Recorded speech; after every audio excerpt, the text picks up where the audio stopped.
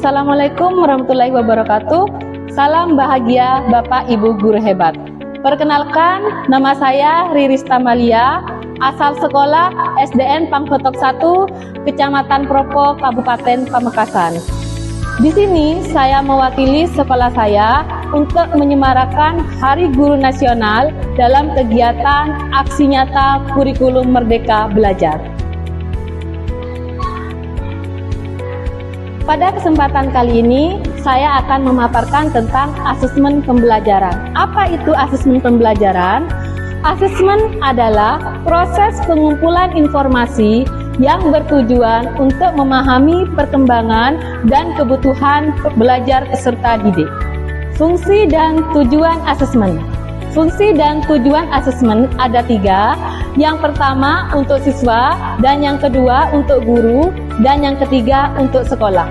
Fungsi asesmen untuk siswa, yang pertama untuk evaluasi diri, yang kedua motivasi, dan yang ketiga regulasi diri.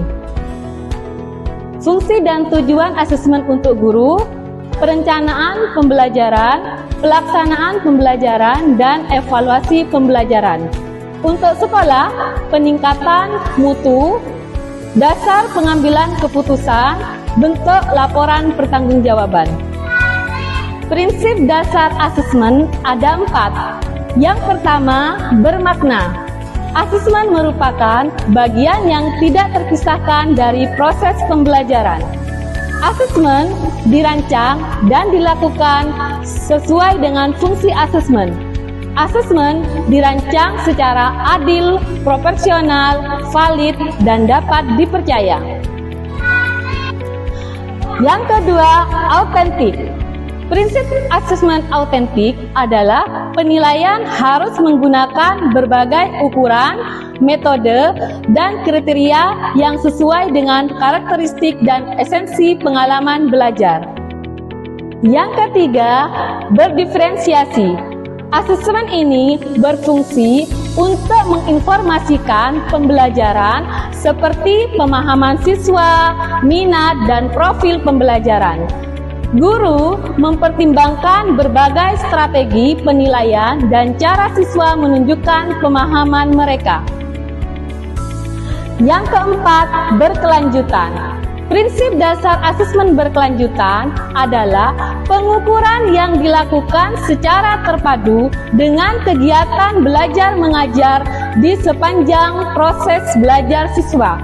Asesmen berkelanjutan juga dikenal sebagai penilaian berbasis kelas atau PBK. Jenis asesmen pembelajaran ada 3. Yang pertama, asesmen diagnostik. Yang kedua, asesmen formatif. Dan yang ketiga, asesmen sumatif. Asesmen diagnostik adalah jenis asesmen yang dilakukan untuk mengidentifikasi kekuatan dan kelemahan peserta didik di awal pembelajaran.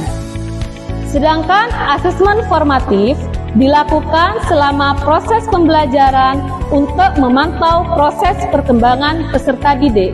Dengan asesmen formatif, guru dapat memberikan umpan balik konstruktif untuk membantu peserta didik mencapai tujuan belajar mereka.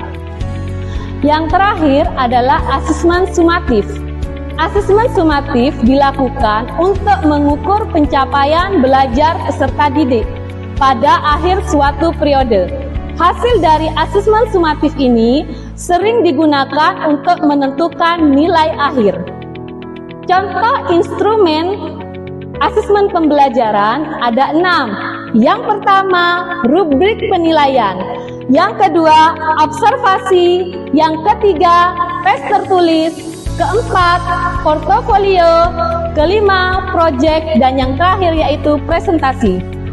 Demikianlah hasil asesmen pembelajaran yang dapat saya sampaikan. Semoga bermanfaat untuk Bapak Ibu Guru Hebat. Terima kasih.